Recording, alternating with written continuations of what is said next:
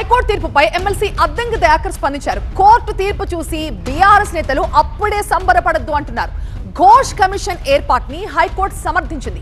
పూర్తి స్థాయి నివేదిక వచ్చాక మీపై చర్యలు తప్పవంటున్నారు అద్దంకి. హరీష్ ఢిల్లీ వెళ్లి చాలా ప్రయత్నాలు చేస్తున్నారని, హైకోర్టు సిబిఐ కేసుల నుంచి తప్పించుకోవాలని చూస్తున్నారన్నారు. మీరు చేసిన అవినీతి ఎప్పటికైనా బయటపడుతుందంటున్నారు అద్దంకి. కోర్టు తీర్పును చూసి మాకేదో మేలు జరిగిందని సంకలు గుద్దుకోవడం బంద్ చేస్తే మంచిది. బీఆర్ఎస్ మిత్రులు, ఘోష్ కమిషన్ ఏర్పాటు రాజ్యాంగబద్ధమే అని కోర్టు చెప్పింది. తాత్కాలికంగా ఎలాంటి చర్యలు తీసుకోవద్దనే ఒక ఆర్డర్ ఉంది, అది interim order.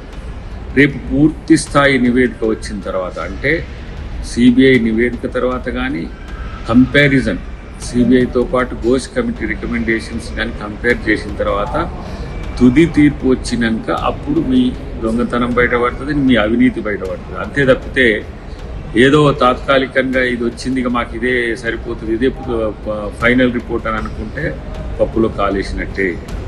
So Harish Rao చాలా ప్రయత్నం చేస్తున్నారు ఢిల్లీలో ఏ విధంగా ఆ కోర్టు నుంచి బయటపడాలి, లేదంటే సిబిఐ దాని నుంచి బయటపడాలి, బీజేపీ నాయకులతో మంతనాలు, ఇవన్నీ కూడా సమాచారం ఉంది.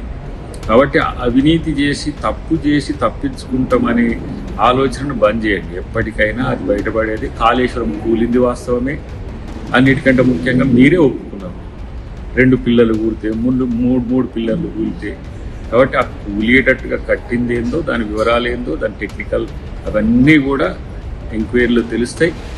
సిబిఐ బీజేపీ చేతిలో ఉంది కదా, దాని నుంచి మేము తప్పించుకోగలం. రాజకీయంగా వాళ్ళతో కలిసిపోతే వాషింగ్ పౌడర్ నిర్మా లెక్క కేసీఆర్ చెప్పినట్టు బీజేపీతో కలిసిపోతే తప్పులన్నీ క్లీన్ అవుతాయి అనే ఒక సూత్రాన్ని మీరు అనుసరించాలనుకున్నా డెఫినెట్గా అక్కడ చేసిన తప్పు ఎప్పటికైనా బయటపడేదే, దానికి శిక్ష పడేదే అని చెప్పి తెలియజేస్తుంది.